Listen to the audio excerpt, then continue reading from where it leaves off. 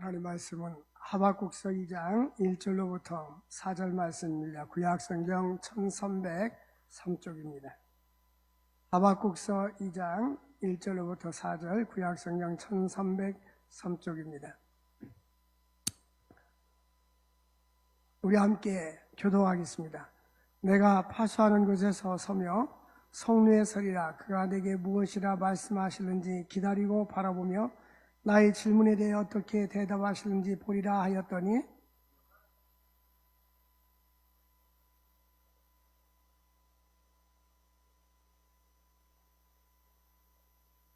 이 묵시는 정한 때가 있나니 그 종말이 속히 이르겠고 결코 거짓되지 아니하리라.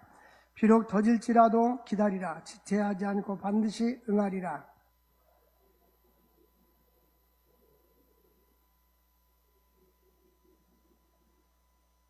아멘. 우리 함께 기도합시다. 영상으로 예배드리는 분들도 정성껏 함께 기도해 주시기 바랍니다. 거룩하신 하나님 아버지 감사합니다. 오늘 주 앞에 나와 함께 예배드립니다. 또 가정에서 함께 영상 예배로 드립니다. 성령님이 이 시간에 임재하여 주시고 우리 예배를 받아 주옵소서. 종에게 말씀의 권세와 능력을 주시고 이 생명의 말씀을 이 마음밭에 새겨져서 열매 맺게 하여 주옵소서. 예수님의 이름으로 기도 올려옵나이다. 아멘. 하나님의 은혜와 축복이 우리 성도님들에게 넘치기를 바라고 가정에서 예배드리는 여러분들도 축복합니다. 이제 하나님의 은혜 가운데 코로나 바이러스가 속히 퇴치되고 자유스럽게 예배드릴 수 있는 그날이 속히 오기를 소망합니다. 7시 반에 1부 예배를 드리고 11시에 2부 예배를 드리면서 현장 예배와 함께 영상 녹화를 해서 함께 예배를 드립니다. 우리 교회는 정부에서 방역 지침에 따라서 정부 방침에 따라서 진행하고 그러나 모든 공예배는 쉬지 아니하고 온라인 오프라인을 계속 진행하고 있습니다. 수요일과 금요 기도회 계속해서 말씀을 사모하고 비록 몸은 교회에 참석하지 못했다 할지라도 마음으로 주님께 가까이 올 수 있는 우리 영상 예배드린 여러분 되기를 바랍니다. 오늘은 주의 영광이 임재로 충만하는 제목으로 함께 말씀을 상고하고자 합니다. 하박국 선지자는 이 세상에 악이 끊임없이 대두되고 있는데 이 악에 관해서 의문을 하나님께 던지고 있습니다. 그는 하나님을 향해서 이러한 질문을 던집니다. 하나님, 이 악한 사람들, 죄를 범하고 사악한 사람들을 왜 하나님은 그냥 두십니까? 언제까지 하나님은 저들을 보고 계실 겁니까? 우리도 그런 생각이 들 때가 있어요. 하나님, 저 사람은 죄를 짓고 나무에 돈을 떼먹기도 하고 사기치고 그런데도 버젓이 잘 살기도 하고 나는 정직하게 진실되게 살려고 하는데 왜 나는 어렵고 저 사람은 잘 살아야 됩니까? 하는 그런 생각이 들 때가 있을 것입니다. 하박국 선지자는 왜 저 이방 나라가 하나님을 섬기는 유다 나라를 침범해 와가지고 우리나라는 고통당하고 바벨론으로 포로를 잡혀가야 되며 우리는 이렇게 어려운 삶을 살아야 됩니까? 하는 그러한 질문을 던집니다. 거기에 대해서 하나님은 첫 번째로 하나님의 응답을 기다리고 바라보라고 말씀합니다. 대부분의 사람들이 실패하는 경우는 기다리면서 실패합니다. 하나님은 성경 말씀을 보니까 어느 날 어떤 사람에게 쉽게 해서 축복을 주고 쉽게 응답해 주는 경우는 거의 없습니다. 아브라함은 75세 때에 갈대우르 지방을 떠나라고 했고 하나님께서 그에게 아들을 준다고 약속했는데 하늘의 별과 같이 바닷가의 모래같이 자녀를 준다고 약속했는데 그가 100세나 되어서 아들을 낳게 되었습니다. 아브라함은 25년 동안 긴 세월 동안 기다렸습니다. 요셉이가 꿈을 꿨어요. 나라와 민족의 지도자가 되는 꿈을 꿨는데 형들은 그를 미워서 팔아버렸습니다. 그러니 이제 13살 정도 되는 젊은 나이에 그가 팔려갔어요. 보통 13살 아니면 17살이라고 하는데 그가 애굽의 국무총리가 됐을 때는 한 30살쯤 되었습니다. 그러나 한 13년 이상을 그는 기다림의 세월이 있었습니다. 모세도 역시 하나님의 부름을 받고 광야에서 40년 동안 양을 치면서 기다렸고 80세에 하나님의 부름을 받아서 민족의 지도자가 된 것입니다. 사랑하는 성도 여러분, 우리는 하나님께 기도하면서 기다림의 시간이 필요합니다. 어렵고 힘들 때 잘 기다려야 됩니다. 사람들은 위기를 만나고 어려운 일을 만나면 그 사람의 신앙과 인격이 드러나게 되어 있습니다. 코로나 바이러스 때문에 아이야 교회에 관심 없는 사람이 생기기도 하고 오히려 더 기도하는 사람이 있기도 합니다. 어떤 사람은 위기를 만났을 때에 어떻게 하면 이 위기를 잘 극복할 수 있을까? 위기는 하나의 우리에게 기회인 것입니다. 지금 미국 같은 나라들은 이 중소기업이 하루에도 수천 개씩 문을 닫고 도산당하고 파산하고 있습니다. 우리나라도 경제적으로 많이 지금 어렵고 있습니다. 내년엔 한국은행에서 경제 전망이 마이너스 2라고 하는데 얼마 전에는 마이너스 0.5, 얼마 전에는 마이너스 1, 지금은 마이너스 2, 조금 더 내려가면 마이너스 3, 4 계속 내려갈 것입니다. 그럼에도 불구하고 지금 산업이 잘 되는 부분이 있어요. 온라인 산업은 온라인 게임이나 또한 택배, 또 음식점, 배달하는 음식점은 오히려 잘 됩니다. 그러니까 어두운 면이 있다고 해서 모든 게 다 안 되는 것이 아니고 또 긍정적인 면에서 잘 되는 면도 있는 거예요.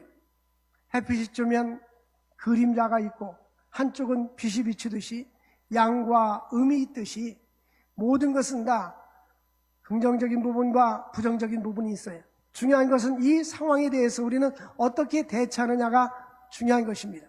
하나님이 코로나 바이러스를 우리에게 주었을 때에 이유가 있는 거예요. 그냥 어쩌다 이렇게 살다 보니 이런 일을 당한 것이다 라고 생각해서는 안 됩니다. 인류 역사상 지구촌 전체가 이렇게 바이러스에 대해서 고통당하는 경우는 유사일이 없습니다. 선사시대부터 시작해서 지금까지 없습니다. 부분적으로도 과거의 중세시대 때 유럽이 흑사병으로 패스트병으로 인해서 7,500만 인구 중에 2,500만 명이 인구의 3분의 1이 사망한 적은 역사적으로 있습니다. 구약 성경의 다윗 시대 때도 다윗이 범죄해서 하나님께서 전염병을 돌게 함으로 3일 만에 7만 명이 죽은 역사도 있습니다. 그러나 지구 전체적으로 팬데믹이라고 하지 않습니까? 전체적으로 이렇게 확산이 되어서 이런 경우는 역사 이래 처음인 것입니다. 그러므로 우리는 역사를 주관하시는 하나님, 역사의 배후에 계신 하나님께서 왜 이러한 질병을 우리에게 주었는지를 한번 생각해 보아야 합니다. 저는 그렇게 생각합니다. 인간이 과학이 발달하고 물질 문명이 발달하니까 너무나 인본주의에 빠지게 되고 하나님을 등지게 되고 하나님을 업신여기고 사니까 하나님께서 이들에게 경각심을 부여해 주기 위해서 하나님께서 이러한 코로나 바이러스를 죽인 것이 아닌가 하는 생각이 듭니다. 보십시오. 긴 장마가 오더니 태풍이 오더니 이제 끝났는가 했더니 또다시 월요일 날부터 더 초강력한 태풍이 또 몰려온다고 하지 않습니까? 하나님의 그 전능하신 능력과 위험 앞에는 우리 인간이 얼마나 작은 존재라는 것을 우리는 깨달아야 하는 것입니다. 칼바르트가 한 손에는 성경을, 한 손에는 신문을, 그런 적이 있어요. 우리는 하나님의 말씀을 보면서 하나님의 뜻을 분별해야 되고, 하나님 신문이라는 것은 사회 환경과 사회의 삶을 볼 수 있는 것이 신문이 아닙니까? 저는 그래서 매일같이 일간지를 안 보면 그날 하루의 삶이 너무 궁금해요. 그래서 꼭 일간지 신문을 꼭 봅니다. 근데 보면 최근에 느껴보면 우리 대한민국의 미래는 이제 채무국가가 되는, 점점 빚이 늘어나기 시작해서 얼마 후에는 GDP 80%까지 올라가서 힘으로 견딜 수 없을 만큼 올라갈 겁니다. 앞으로 40년 후에는 국민연금, 군인연금, 사학연금, 공무원연금, 이런 연금이 바닥이 난다고 합니다. 이미 국민연금을 제외한 나머지 연금은 국가에서 공적 자금으로 계속 지원해 주기 때문에 우리나라 과거의 부채는 이러한 연금에 대한 지원 때문에 많았었습니다. 이 사회 현상이, 그리고 이제 우리나라 생산 인원이 지금은 3,600만 명 되는데 이제는 점점 시간이 지나가면 이제 2천만 명으로 줄어드는 거예요. 왜? 저출산으로 인해서 일하는 사람, 일해서 세금 내는 사람보다도 복지 혜택은 더 법으로 많이 만들어 놔가지고 혜택을 받는 사람은 늘어나고 편안하게 사는 사람은 늘어나기 때문에 전반적으로 국가 경제가 어려울 전망이라고 이야기하고 있어요. 이것은 사실입니다. 그렇다면 우리는 이러한 미래의 전망을 어둡게만 볼 것인가? 우리 하나님의 능력으로 역전돼야 될 줄로 믿습니다. 전능하신 하나님만이 이 모든 것을 해결하실 수 있는 하나님의 능력을 가지고 계신 것입니다.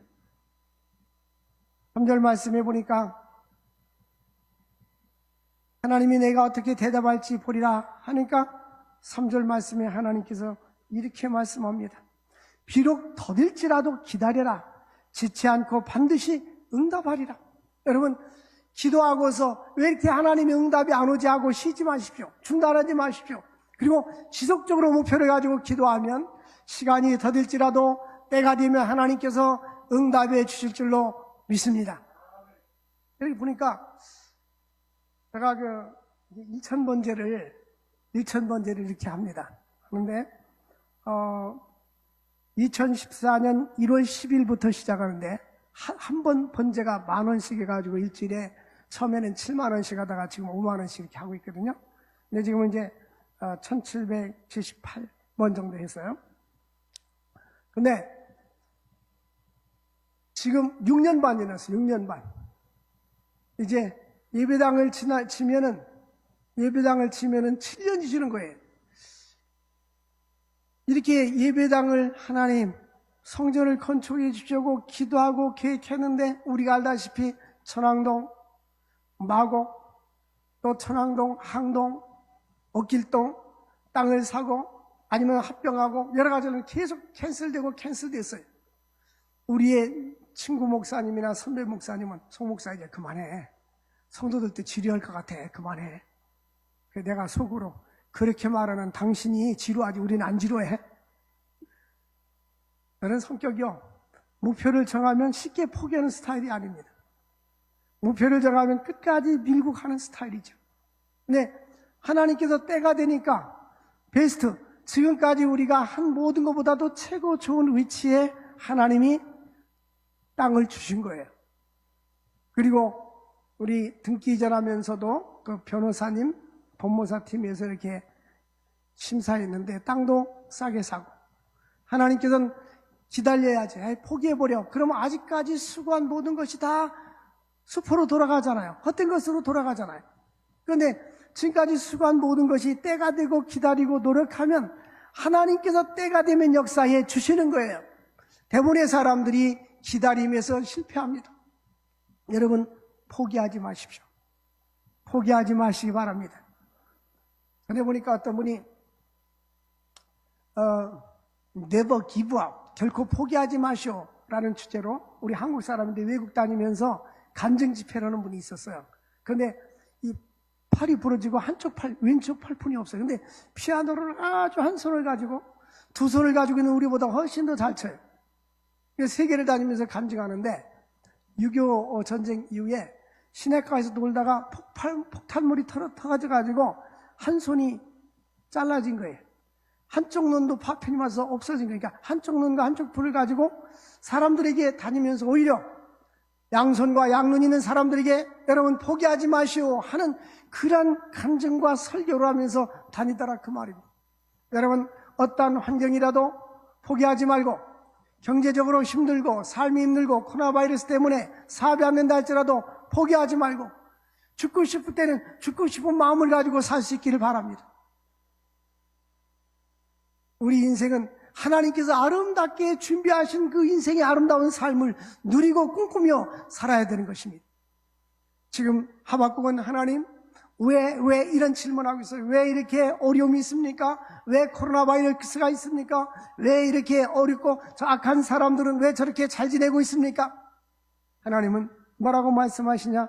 비록 더딜지라도 기다려라. 3절에 waiting, 기다려라. 빨간 신호등이에요. 급해도 기다려야 됩니다. 지나가다 보면 사고 날 수가 있는 거예요. 기다려라. 지체하지 않고 반드시 응답해 주리라. 때가 되면 하나님의 응답이 있을 줄 믿으시기를 바랍니다. 베드로전서 5장 6절 말씀 보니까 베드로는 하나님의 능하신 손 아래에서 겸손하라. 때가 되면 너희를 높여주시리라. 이 세상의 모든 것은 다 천하범사의 때가 있습니다. 하나님의 정하신 때에 하나님의 정하신 방법으로 하나님의 정하신 은혜 가운데 역사해 주시는 거예요. 그럼 우리는 인간적인 방법으로 뭘 하려고 하지 말고 우리는 노력을 하지만 모든 걸 하나님께 맡겨야 됩니다. 우리는 최선을 다하면 되는 것뿐인 것입니다. 하박국 선지자는 하나님과 만남의 장소가 있었습니다. 1절에 보니까 내가 파수하는 곳에서 설 것이다. 이 말은 그 교도소 보면은 그 사이드마다 경비 초소가 이렇게 위에서 이 파수할 수 있는 망대가 있어요. 망대. 역시 하박국 선지자 내가 파수에서 서서 보리라. 그리고 하나님께서 무슨 말씀하든지 내가 한번 질문하고 하나님이 무슨 말씀하든지 내가 대답을 기다릴 것이다. 1절에 이렇게 말씀했어요. 여러분, 우리의 기도는 어떻습니까? 목표를 정하고 주여 응답해달라고 데모하듯이 그러잖아요. 하박국 기도처럼 하나님께 질문하고 하나님의 답을 기다려야 돼요. 하나님께서 때로는 yes, 하나는 no, 하나는 waiting, 기다려라. 아니면 응답해 주시기도 하고 안 된다고도 하고 yes도 하고 no도 합니다. 근데 우리는 그게 아니라 내 생각을 가지고 계속 응답해 달라고 하잖아요. 그러지 말고 예수님처럼 이 잔을 나에게서 피하게 하여 주옵소서. 그러나 내 뜻대로 마옵시고 아버지의 원대로 되기를 원합니다. 우리는 하나님의 뜻이 나의 삶에 우선이 되어야 되고 하나님의 뜻대로 살아야 내 삶이 행복하고 편안하고 형통한 것입니다. 우리 인생의 삶을 하나님의 은혜 가운데 맡기고 믿음으로 살아갈 수 있기를 주의 이름으로 축원을 드립니다. 두 번째로 오직 의인은 믿음으로 말미암아 살리라 그랬습니다. 우리는 믿음으로 살아야 합니다. 하박국 선지자가 하나님 왜 이렇게 악한 무리들은 저렇게 설치고 사는데 하나님은 그냥 보고 계십니까? 할 때에 세상 사람들은 그렇게 산다 할지라도 하나님이 때가 되면 심판할 건데 너는 믿음으로 살아라. 바로 나 자신이 하나님의 뜻대로 사는 것이 더 중요하다는 것입니다. 다른 사람 어찌든지 나 주님의 용사되리. 다른 사람이 어떻게 하든지 내가 하나님 앞에 바로 살면 되는 거예요. 우리 그리스도인 한 사람 한 사람이 하나님 앞에 바로 살아갈 수 있기를 주의 이름으로 축원드립니다. 하박국 2장 4절에 의인은 믿음으로 말미암아 살리라는 응답이 왔어요. 그러니까 바울 사도는 로마서 1장 17절에 그 말씀을 인용해서 우리가 행위로 구원받는 것이 아니라 믿음으로 구원받는 것이다. 오직 의인은 믿음으로 말미암아 살리라. 이 하박국서 2장 4절을 로마서 1장 17절에 인용한 것입니다. 사랑하는 성도 여러분, 위기를 당할 때 그 사람의 신앙과 인격이 나타납니다. 가정도 마찬가지입니다. 어렵고 힘들 때 보면 그 부부간에 얼마나 그들이 사랑하고 애틋한 정이 있는지 알 수가 있어요. 위기를 맞이하면 진정으로 사랑하지 않은 가정은 이혼하고 떠나버립니다. 진정으로 교회를 사랑하지 않는 사람들은 위기를 만나면 교회를 떠납니다. 진정으로 하나님을 사랑하지 않는 사람들은 위기를 만나면 하나님을 떠나게 됩니다. 그러나 하나님을 사랑하고 주의 전을 사랑하는 사람들은 위기를 만나도 주님께 더 가까이 가게 됨을 믿으시기 바랍니다. 히브리서 11장 보면 믿음장이라고 하는데 믿음의 사람들을 모아놨습니다. 역사적으로 시대적으로 많은 차이가 있고 천민부터 다윗과 같은 왕까지 이름이 다 등장합니다. 민족의 지도자인 모세도 등장합니다. 저 양측에 있던 선지자들도 등장합니다. 수없이 많은 사람들이 등장하는데 그들의 기질과 성격은 다릅니다. 여러분, 나하고 성격이 다르다고 해서 사람들은 저 사람 다혈질이야 이런 표현을 쓰는데 사람은요 그 다혈질이 나쁘지 않습니다. 여러분, 인터넷으로 검색해 보세요. 우리가 말하는 다혈질하고 실제 다혈질하고는 달라요. 그러니까 모르는 용어를 쓰고 있는 거예요, 사람들이. 근데 실제적으로 보면 사람의 형질을 네 가지로 이렇게 나눠놨거든요. 다 개성과 특질이 있는 거예요. 어느 것이 절대적으로 좋고 어느 것이 나쁘고가 아닙니다. 사람들은 나하고 다르면 다른 것이지 그것을 나쁘다고 말합니다. 내가 옳고 상대방이 나쁘다고 말합니다. 상대방도 마찬가지야. 내가 옳고 상대방이 나쁘다고 합니다. 그러니까 싸우는 거예요. 여러분, 틀린 거하고 다른 것은 차이가 있어요. 틀린 건 뭐냐? 우리 기독교 신앙으로는 하나님은 한 분이에요. 그런데 다른 데 또 신이 있고 구원이 있다면 그것은 틀린 거예요. 그런데 다른 건 뭡니까? 빨간색과 파란색은 색깔이 다른 거지 틀린 게 아니에요. 그렇기 때문에 우리는 우리의 삶 속에 대부분 차이점을 인정하고 좀 이렇게 다른 것을 인정해야 되는데 내가 생각하고 내가 말하는 것은 옳은 거고 다른 사람은 틀렸다고 정죄합니다. 그러다 보니까 싸우고 분쟁하고 인간관계가 나빠지는 거예요.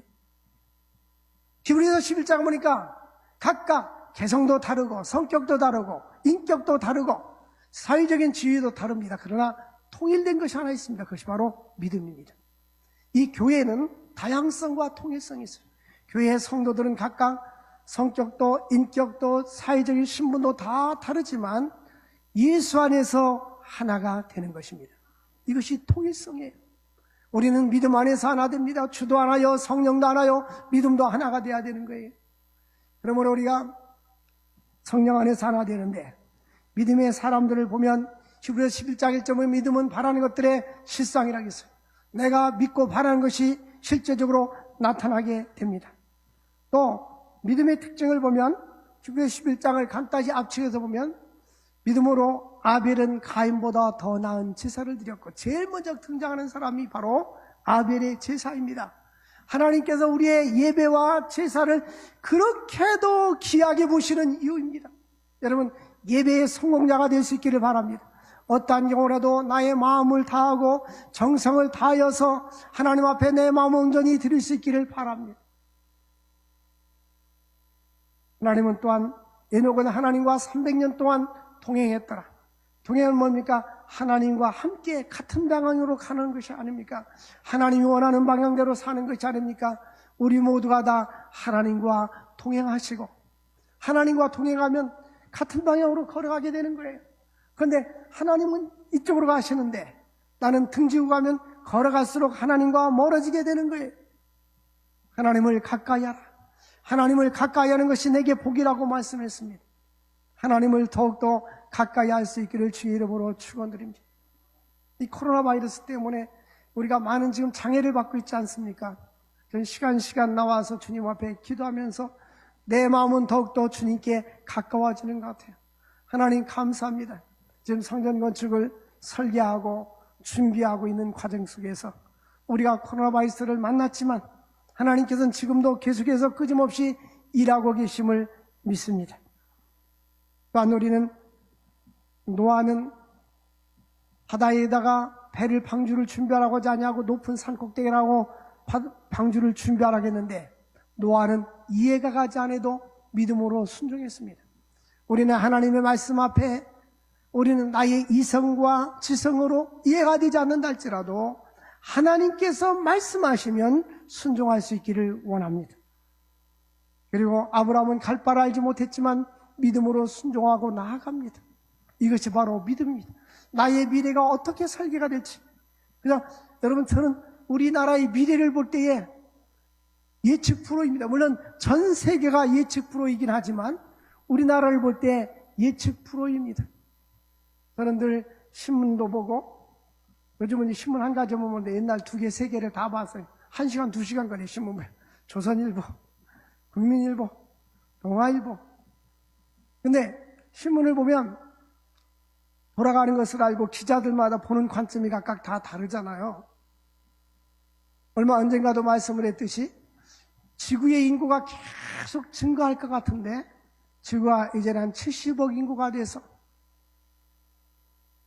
이제는 인구가 점점 감소해가지고 지구촌의 인구가 40억까지 20억 정도 3분의 1 정도가 감소한다고 합니다. 그 이유는 바로 질병 때문입니다. 전쟁과 질병인데 아프리카에 말라리아 때문에 매년 죽어가는 아이들이 한 30만 명, 40만 명이 말라리아로 아이들이 죽어갑니다. 그래서 유엔 보건기구에서 금년에는 말라리아 퇴치하는 해라고 정해놨는데 코로나 바이러스 때문에 손도 못 써서 오히려 코로나 바이러스와 말라리아가 겹쳐가지고 70만 명 정도가 아이들이 사망할 거라고 예측하고 있어요. 1년에. 그러니 이 아이들이 커가지고 또 자녀를 낳아야 되는데 이렇게 지구촌에 많은 사람들이 사망을 하게 되니까 지구 인구가 점점점 감소할 것이라는 거죠. 물론 우리나라도 인구가 이제는 꼭지점을 찍어서 이미 저출산이었는데 평균 수명이 길어나니까 인구가 늘어났던 거예요. 이제는 출산율보다 사망자가 더 많습니다. 그러니까 이러한 미래를 바라보면서 물론 우리는 이 지구촌을 떠나면 끝이지만은 주님이 재림이 점점 가까워오지 않는가. 기후변화로 인하여서 지구가 여러 가지 태풍과 지진과 하일과 이런 일들이 계속 반복되고 있지 않습니까? 우리는 하나님께서 우리에게 향하신 뜻을 믿음으로 바라볼 수 있어야 하는 것입니다. 아브라함과 이삭과 야곱 같은 사람들은 항상 믿음으로 전진하고 나갔습니다. 히브리서 11장 26절 보니까 모세는 그리스도를 위해서 받는 능력을 수모를 애굽의 큰 재물보다도 더 큰 것으로 여겼다. 이는 상주심을 바라보았다 그랬습니다. 예수를 위해서 모세 시대 때는 예수님 없었지만은 장차 오실 그리스도를 위해서 받는 수모를 애굽의 부귀영화를 누리는 것보다 더 큰 재물로 여겼다라는 것입니다. 우리는 믿음을 무엇보다도 가장 큰 재물로 여겨야 되고 예수 그리스도가 나의 삶의 가장 큰 재물로 여길 수 있기를 바랍니다. 그리스도는 나의 삶의 주인이시오. 다 잃는다 할지라도 예수가 내 안에 계시면 우리는 행복한 사람인 것입니다. 히브리서 11장 33절부터 37절 보면 사람들이 돌에 맞고 칼에 맞고 목에 잘림을 당해도 두려워하지 않고 그 죽음을 선택한 이유는 더 나은 부활이 있기 때문이라고 말하겠습니다. 영광스러운 부활, 그 부활을 소망할 수 있기를 바랍니다. 세 번째는 영광에 대한 확신입니다. 하박국 2장 14절 말씀에 보면 물이 바다 덮음같이 여호와의 영광을 인정하는 것이 세상에 가득합니다. 우리 찬양할 때 물이 바다 덮음같이 찬양 있잖아요. 여호와의 영광을 인정하라. 여호와의 영광이 무엇입니까? 하나님의 속성인데 하나님의 지혜, 하나님의 권능, 하나님의 영광, 하나님의 부, 하나님의 권세, 이러한 것들이 여호와의 영광입니다. 이 세상에 아무리 전염병으로 창궐하고 악이 흥황한다 할지라도 하나님의 영광은 이 지구를 물이 바다 덮음처럼 충만하다는 사실을 믿으시기를 바랍니다. 이스라엘 백성들이 홍해를 건너 광야를 살 때에 항상 불기둥과 구름기둥이 있었습니다. 불기둥과 구름기둥은 하나님의 임재였어요. 쉐키나라고 했는데요, 하나님의 임재의 구름이었습니다. 불기둥과 구름기둥이 이동하면 이스라엘 백성들도 이동하고 멈추면 함께 멈췄습니다. 그런데 이스라엘 백성들에게 하나님의 영광이 어느 날 떠났습니다. 그들이 불순종하게 되니까 하나님의 영광이 떠나게 되고 하나님의 영광이 떠나게 되니까 블레셋과 전쟁할 때에 한날에 죽게 됩니다. 엘리 제장은 신부는 제장이었지만 하나님보다도 자녀를 더 사랑하고 자녀를 잘못 키웠어요. 그리고 홈리아 비아누스도 아버지 제장 말을 듣지 않냐고 성막에 있는 여인들과 동침하면서 하나님의 말씀대로 살지 아니했습니다. 결국 그 집에는 하나님의 저주와 진노가 임하게 되었어요. 그런데 며느리가 비느하스의 아내가 임신해서 아들을 낳았어요. 산파가 옆에서 당신 아들 낳았다고 축하해 주니까 뭐라고 말했냐면 내 시아버지가 죽고 내 남편이 죽었는데 법계는 빼앗겼는데 내가 무슨 낙이 있으려. 하나님의 영광이 떠났습니다 하는 의미로 아들 이름을 이가봇이라고 쳤습니다. 여러분, 하나님의 영광이 떠나면 인생은 비극으로 끝납니다. 어떤 경우라도 나의 삶에 내 개인에게도 하나님의 영광이 떠나서는 아니 되는 거예요. 가정에서도 하나님의 영광이 떠나서는 아니 되는 거예요. 교회나 민족도 하나님의 영광이 떠나면 비극으로 인생을 끝나게 되는 거예요. 저는 보면 하나님의 영광이 떠나서 비극으로 인생을 마치는 사람들을 주변에 많이 봤어요. 물론 예수 믿는 사람 얘기가 안 믿는 사람 얘기, 안 믿는 사람은 어차피 하나님의 영광이 없는 거예요. 우리 믿는 사람들 가운데에 하나님의 영광의 임재가 그로부터 떠나서 버림받아가지고 인생이 비극으로 끝나는 사람들이 너무나 많이 있습니다. 찬양도 보니까 주 떠나가시면 내 생명 헛되네.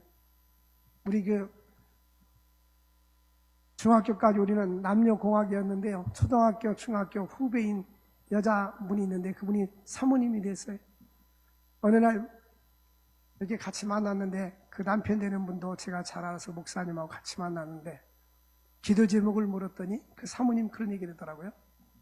나는 하나님께 버림받지 않는 것이 기도 제목이다. 내가 정답이요. 하나님께 버림받지 않는다는 말은 하나님과 함께하는 삶을 산다는 거 아니에요? 이 세상에서 가장 불쌍한 사람은 하나님께 버림받는 사람이에요. 오늘 하나님께 버림받는 사람들이 이 시간에 이 시대가 많습니다.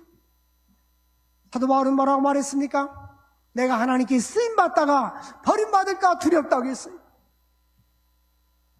로마서 1장 말씀을 보십시오.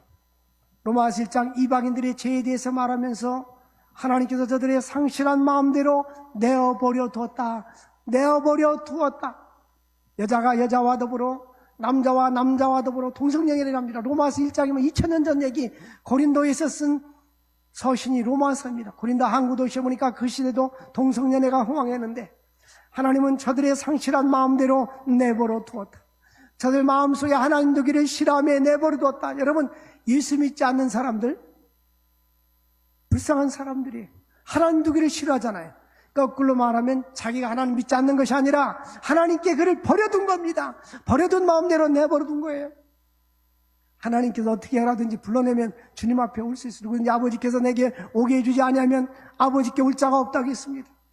우리가 예수를 믿는다는 자체가 축복이고 주의 날개 아래 품어 있다는 것이 축복입니다.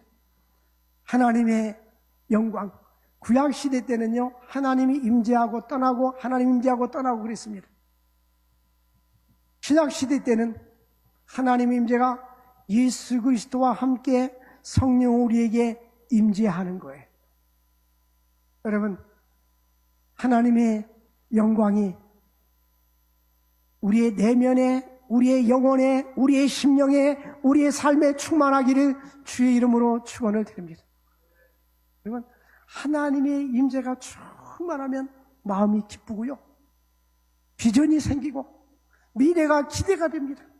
전에는 내 마음대로 인생을 설계하고 살다가 하나님의 임재를 충만하면 하나님의 뜻대로 살고 싶은 열망이 생기게 되어 있어요. 전에는 돈이 있으면 나만 위해서 쓰고 싶었는데 하나님의 임재로 충만해지면 이 돈을 어떻게 하면 가치 있게 쓸까 생각이 바뀌게 됩니다. 어떻게 하면 내가 나의 삶을 이제 죽음의 종착역에 이르기 전에 주를 위해서 가치 있는 인생을 살까, 나의 삶이 변화가 일어나기 시작하는 것입니다. 우리 모두는 언젠가 죽음이 임박해서 임종을 앞두고 우리 자신을 회상해 볼 때가 있을 것입니다. 바울은 나의 달려갈 길을 마치고 선한 싸움을 싸우고 믿음을 지켰으니 이제로는 나를 위해서 의의 면류관이 예비됐다고 성전가를 불렀습니다. 여러분, 하나님 앞에 가치 있는 인생을 사십시오. 사도행전을 우리가 씁니다. 사도행전 28장, 29장. 이제는 사도행전 29장을 우리가 써가는 거예요. 하나님 앞에 우리의 삶이 아름답게 역사에 남을 수 있도록, 하나님의 생명책에 아름답게 나의 삶이 기록될 수 있도록 주를 위해서 값진 삶을 살아갈 수 있기를 바랍니다. 구약성경에 보니까 출애굽기 40장 34절 35절 보니까 성막에 하나님의 임재가 있더라. 구름의 막에 덮이고 또 여호와의 영광이 장막에 충만했더라. 여러분, 여호와의 영광이 장막에 충만했더라. 하나님의 영광이 우리 서광제단 위에 충만하기를 원합니다. 하나님의 영광이 우리 그리스도인 모두에게, 또 영상으로 예배드리는 여러분 모두에게, 가정에게 충만할 수 있기를 주의 이름으로 축복합니다. 사무엘상 4장 21절에 이스라엘이 범죄했을 때에 하나님의 영광이 떠났다라고 말합니다. 이 세상에서 사업에서 부도날 수 있어도, 사업에서 부단해서 마음의 상실감에 사로잡힐 수 있어요. 인생을 살다 보면 위기를 만나서 상실감에 부딪힐 때도 있습니다. 그러나 가장 큰 상실은 내 안에 하나님의 영이 떠나는 것이 가장 큰 상실입니다. 시편 51편의 다윗이 우리의 장군 아내 바세바를 취하고 나서 이렇게 말합니다. 주여, 주의 성령을 나에게서 거두어 가지 마옵소서. 우슬초로 나를 정결케 하옵소서. 나를 정하게 하리라. 주의 성령을 나에게서 거두어 가지 마옵소서. 사랑하는 성도 여러분, 하나님의 영이 여러분에게 거두어지지 아니하고 하나님의 임재와 영으로 충만할 수 있기는 주의 이름으로 축원을 드립니다. 역대하 5장 13절 14절 보니까 솔로몬이 성전을 지었을 때에 하나님의 영이, 하나님의 영광이 성막에 가득하게 되었더라. 하나님 앞에 기도할 때마다 하나님의 임재로 내 영혼을 적셔달라고 기도하십시오. 하나님의 영으로 하나님의 임재가 나의 삶을 충만히 적셔주셔서 내가 생각하고 꿈꾸고 마음먹는 것이 하나님 마음에 합하고 하나님과 통행하는 삶을 살 수 있도록 기도할 수 있기를 바랍니다. 오늘도 주의 임재로 충만한 저와 여러분 되기를 주의 이름으로 축복합니다. 기도하겠습니다. 하나님 아버지, 감사합니다. 주의 영이 계신 곳에 자유함이 있다겠는데 하나님의 임재로 하나님의 영으로 저들 충만하게 하여 주옵소서. 예수님의 이름으로 기도합나이다. 아멘.